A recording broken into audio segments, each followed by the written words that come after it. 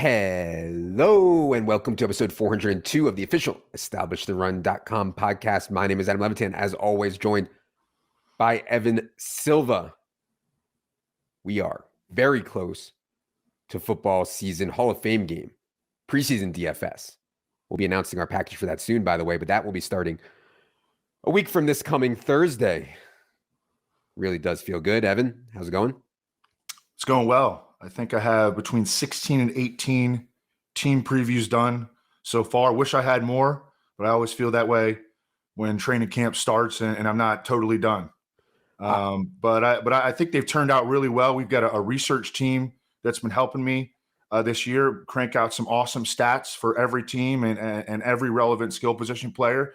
And that's what I cover in the team previews. Talk about every guy, talk about coaching tendencies, talk about, additions and subtractions during the offseason, and just general thoughts on every player with a bunch of statistics also to show evidence. Yeah, I genuinely think that if you've kind of been tuned out for the last few months of NFL or last 6 months of NFL offseason and you're looking to get caught up as quickly as possible, just taking 5 minutes to read each preview that Evan does will get you like 98% of the way there. And I actually like that they come out later so that we have as much information as possible on injuries and changes. So, to me, I like saving it for later, make sure they're as good as they can be for the season. Yeah, and that's right. They're about 5-minute reads, so it's a very efficient way to get caught up. On today's show, we're going to talk about those team by team previews that Evan's doing, and we're going to specifically talk about a key thing for each team that Evan found while doing his research for these team previews.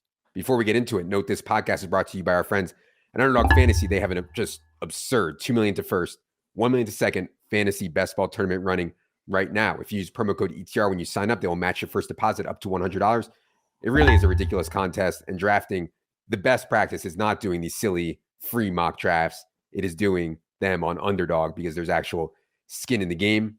So visit Underdog Fantasy and use promo code ETR for up to $100 in free entries. Also, our draft kits are both live, Draft Kit Pro and Draft Kit Regular. I, of course, think they're way, way, way too cheap. I think it's the best deal we have by far, considering all the content and rankings that are in there and how much work we put into keeping everything continuously updated.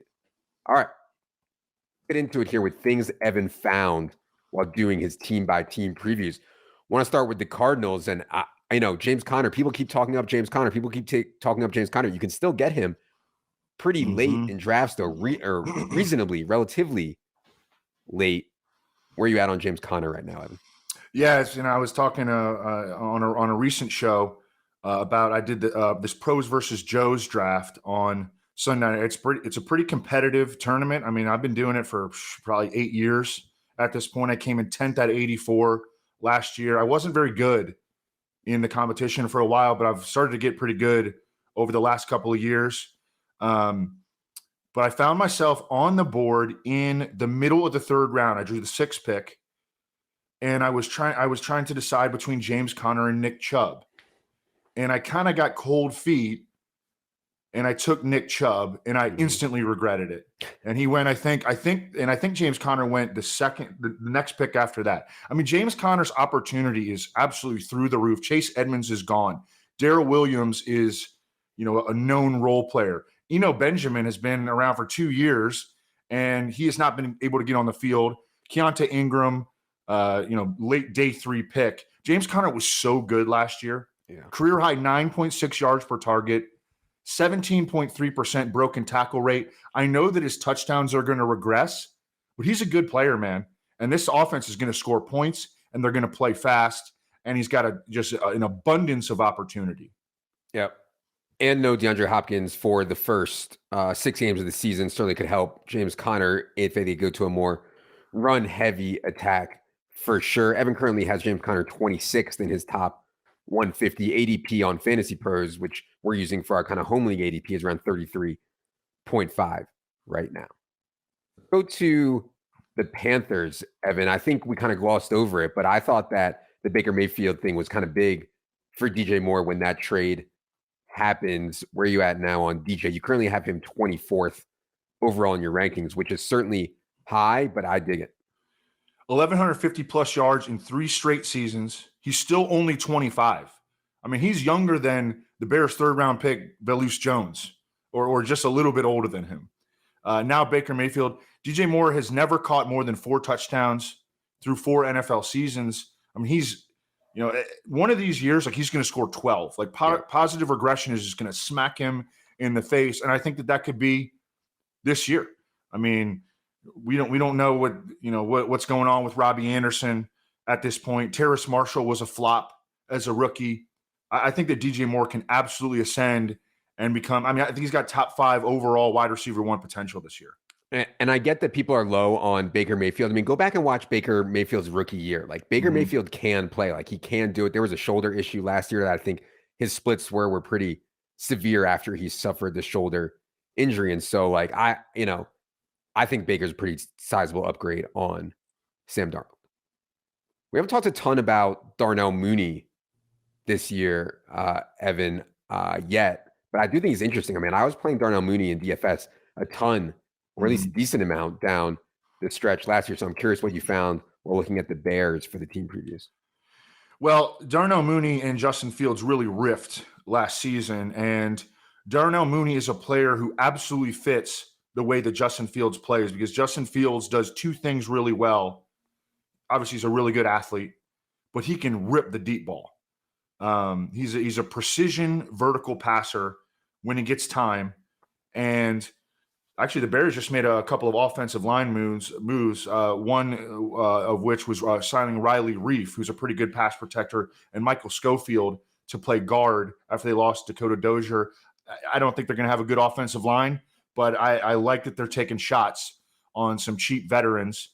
And Riley Reif can pass protect, and that's going to help. Darnell Mooney, team highs in targets, 65 catches, 35 yards, 523, and first down gains 24 on passes from Justin Fields last year. Now the Bears are missing the 9th most targets from 2021. Allen Robinson is gone. Marquise Goodwin, Damiere Byrd, some of these back-end scrubs that they were playing last year that were commanding targets. Darnell Mooney can absolutely dominate targets. He bulked up a little bit in the offseason, and I think that could help as well.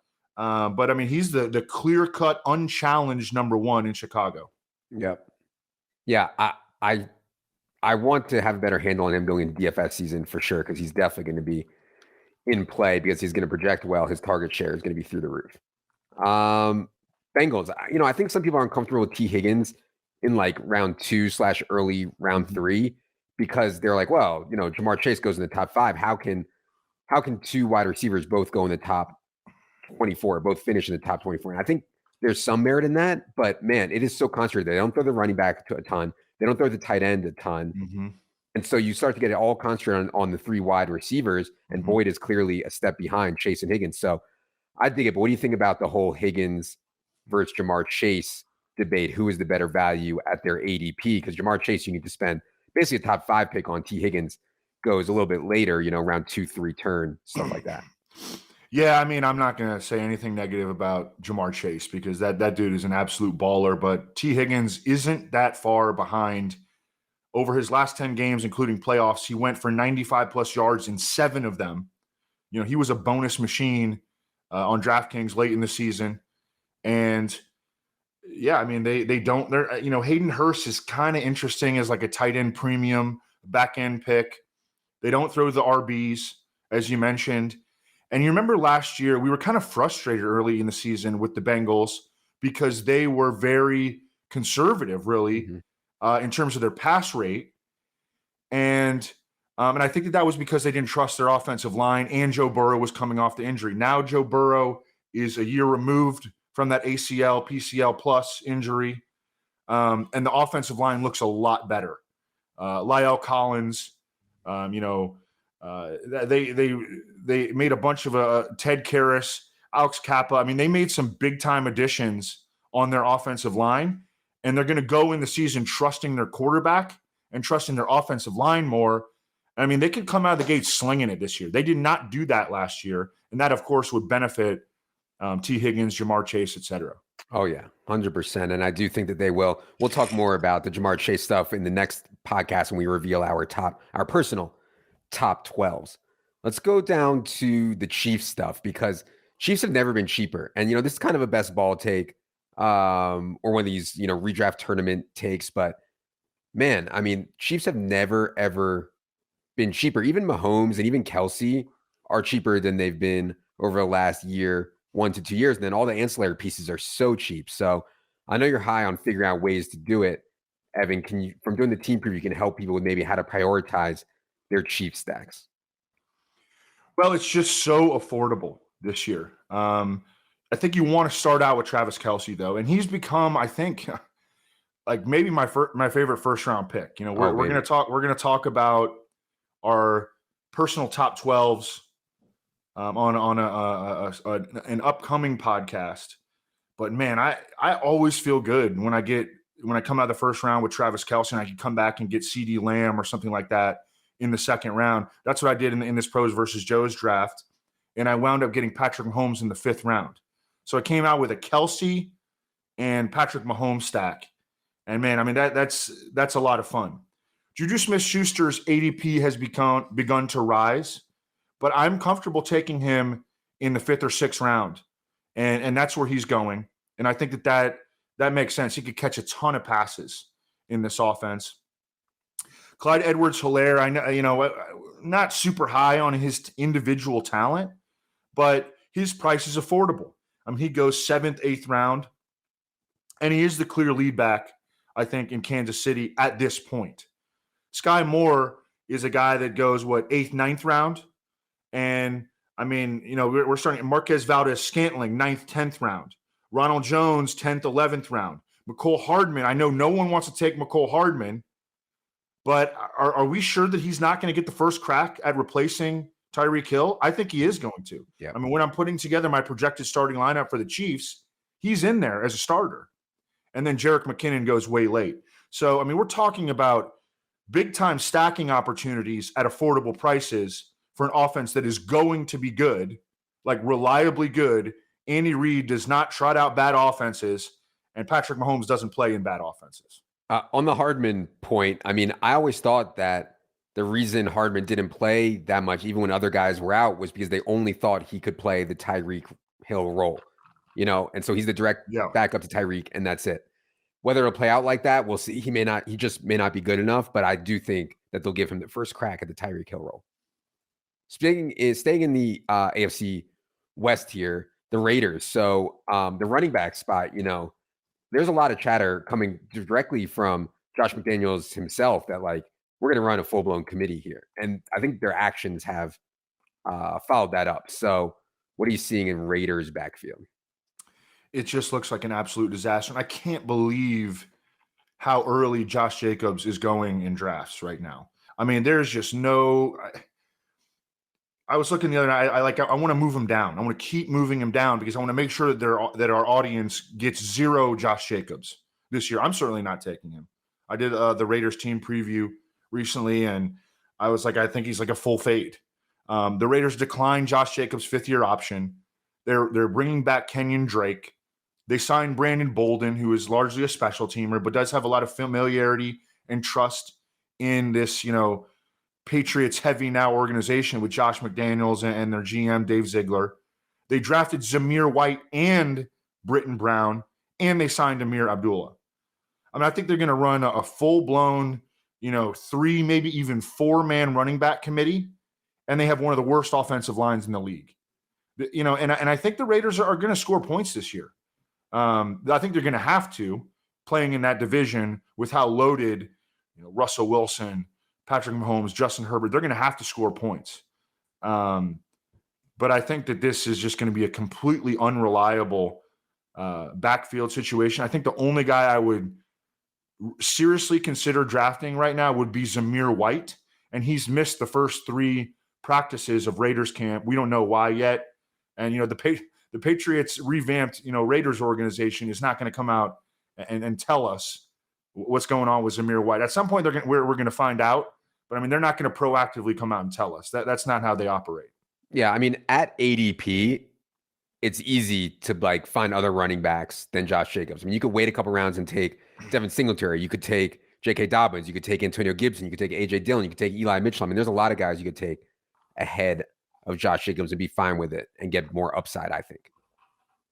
go to the Vikings because there's actually more going on here than probably meets the eye because of the coaching change. And so, what do you find while doing the Vikings team preview? Yeah, and I feel like we've talked a good amount about this, that we expect a highly elevated pass rate under Kevin O'Connell, who comes from the Sean McVay tree. Apparently, the ownership, the Wilf family in Minnesota, just really grew tired of the run first philosophy under Mike Zimmer, and they want like the opposite now. And so that's why one of the big reasons they hired Kevin O'Connell, who was a quarterback himself at San Diego State, was actually a third-round pick of the Patriots. But Kirk Cousins, the Vikings are a pretty intriguing team to stack because Dalvin Cook is cheaper than ever. And by the way, you can go to the Vikings team preview and see he really hasn't lost anything in terms of his efficiency as a player. I think he could benefit as well in terms of his durability from having fewer, between the tackles banging carries and getting more catches. The offensive line has not been great in Minnesota, but all of a sudden it consists of 2 first-round picks and 3 second-round picks. Justin Jefferson, Adam Thielen is super cheap. No one wants to take him. Irv Smith is cheap, and he's full go, it sounds like, at the start of training camp. KJ Osborne flashed early last year and is going to have a bigger role in an offense that is going to feature more 3-receiver sets. So this is a fun team to stack. They play indoors. They're going to give up a lot of points because their pass rush and their secondary are major works in progress, and they're going to throw the football more. So I think that this is a team to seriously consider stacking. Yeah, I'm certainly higher than market on just about everyone on the Vikings, including Irv Smith, including Justin Jefferson, who I actually have 3rd overall in my top 12, including Dalvin Cook, who's also in my first round. We'll get to that next episode. A few more here from the team takeaways, the Jets stuff. I think what everybody wants to know is, can Zach Wilson actually play? Does he have any potential to actually be effective? Because if he can, they have some serious weapons on this team. Definitely the best skill position core they've had in a long, long time. So what did you find while doing the Jets team preview? Yeah, it's just it really stands out how bad Zach Wilson was as a rookie. And they kind of got things together a little bit late in the season, but that was when they just took the air out of the ball. And I worried that that's what they're going to do early in the season, not for the sake of Breece Hall, who I'm definitely willing to draft in the 4th and 5th rounds, but for all these receivers and all these tight ends. They've got 3 legitimate tight ends that they can play, and they've got a ton of money and draft capital invested into their receiver core. And yet their number 4 receiver, Braxton Berrios, is the guy who led the last year's Jets in targets, catches, and yards on passes from Zach Wilson. You want to talk about a shower narrative. Braxton Berrios and Zach Wilson have definitely been showering together. Zach Wilson was 36th among 40 qualified quarterbacks in yards per pass attempt last year. He was 35th in on-target pass rate out of 40, 38th out of 40 in completion rate from a clean pocket, which is a very predictive stat, as Pro Football Focus has shown, and 33rd out of 40 in fantasy points per game. Despite the fact that he missed time, he lost a league-high 370 yards on sacks. And I was listening to Leone and Gretsch on Establish the Edge, and it's a great podcast. But there was one thing I wanted to take issue with Mike Leone. And Leone is hoping that Zach Wilson will run more. And Zach Wilson is a good athlete. But, this is why sometimes you got to take your head out of the spreadsheet and learn the background of the offensive coordinator, because Mike LaFleur comes from the Kyle Shanahan tree, and they want their offense is very structure based. The structure of the offense is Zach Wilson needs to be a drop back passer and execute the offense as designed. And that was really he was an improv player at BYU, and he struggled to assimilate into the structure-based offense last year until very, very late in the season. He's not going to be a scrambler. Okay, this is not RG3 Kyle Shanahan, this is Kirk Cousins, Kyle Shanahan. And I don't know. The more I looked at this, I'm like, God, I just became very, very skeptical about pretty much everyone except for Breece Hall. Yeah. I mean, I had the same take that like they shouldn't be trying to put Zach Wilson in structure, and maybe they'll come around to that, Right. but Right. that's not the way he really wins. I still take Yeah. Elijah Moore some. I certainly Yeah. take Breece Hall some, but beyond that, I'm Yeah. pretty skeptical. Another thing that bothered me when I looked at Elijah Moore, and I have him as the highest rated Jets receiver this year for fantasy, is that they really did not riff. Zach Wilson and Elijah Moore did not riff. I mean, the completion rate on targets to Elijah Moore from Zach Wilson was like 45%. Yeah. We're just kind of throwing our hands up and like hoping that Zach Wilson takes a big step forward. I mean, they have to get that out of him this year. Yep, for sure. Two more here. I want to go to the Eagles because I know you've been way higher than market on Miles Sanders. After doing the Eagles team preview, are you still higher than market on Miles Sanders? Yeah, I mean, Miles Sanders scored 0 touchdowns last year. Despite leading the Eagles in red zone carries, he had 19, and carries inside the 5-yard line, he had 6, and only played in 12 games. He had suffered the ankle injury early in the season, had a hand fracture that ended his season in week 16. But yeah, I mean, I think that, as long as they don't make any additions to this backfield, and I do like Kenneth Gainwell late.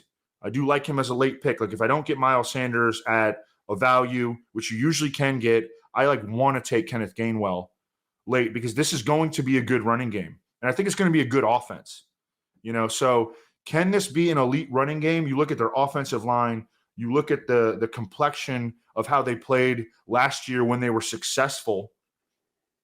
I think they can be a big time running game, and Miles Sanders is really locked in to that lead back role in a potentially big time running game entering training camp. Yeah, I do think they're going to use all 3 backs, but that's priced in. Yeah. Miles Sanders, you can get him in the 70s now in a lot of drafts. Like there's no reason to really reach for him. And again, if you're using Evan's rankings or really any of our rankings, be sure you're also cognizant of ADP because you don't have to take guys 20 spots ahead of ADP, especially guys that the field is like kind of sour on it. And Miles Sanders to me is one example of guys that the field is certainly sour on. Last thing I want to mention here is the Washington Commanders. I prefer football team, but anyways, the Commanders, the tight end situation, it's been a really good role. And as someone like me who's always looking to punt at tight end on DraftKings, especially in cash, like I've played a ton of Washington football team tight ends. The role is so, so good. So what'd you find at the tight end spot or anything else with the Commanders? So Logan Thomas is coming off a really serious injury, ACL, MCL, and meniscus tear. And I'm almost certain that he started camp on PUP. And I think he's probably going to start the season on reserve PUP, which now, since the rules have changed again, would only cost him the first 4 games. But I'm not even sure he's going to be ready after that. I mean, this is a bad injury. John Bates stepped in last year, and he played pretty well for a rookie tight end. We talk a lot about how rookie tight ends tend to struggle in the NFL. He averaged 10 yards per target, and he can block a little bit. And I think he's locked in, really, as the number 1 tight end for as long as Logan Thomas is out. I've been talking about this pros versus Joe's draft. I wanted to get John Bates as my tight end 3, but I wound up getting Travis Kelce, and then I took a flyer on Taysom Hill, and then Gronk was still there in the 19th round, so I wound up taking him. But I think John Bates is a sneaky, intriguing late round tight end premium pick. Yeah. I mean, I don't think that John Bates is going to have many games that are better than 4 for 40 or something like that. But that's good at tight end. I mean, that's good at tight end. Exactly. Yeah. I mean, you can at least use that. Okay. That is going to do it for this look at team by team previews. Again, if you go to the site, if you have the draft kit, you have access to all of Evan's team by team previews. He has takes like this on literally every single player. He's continuing to roll them out as we get closer and closer to the season, get the best information in there possible. So head to the site and check those out if you haven't yet. We will be back next episode to discuss our personal top 12 rankings for the 2022 NFL season. For Evan, for producer Luke, I'm Adam. Good luck, everybody.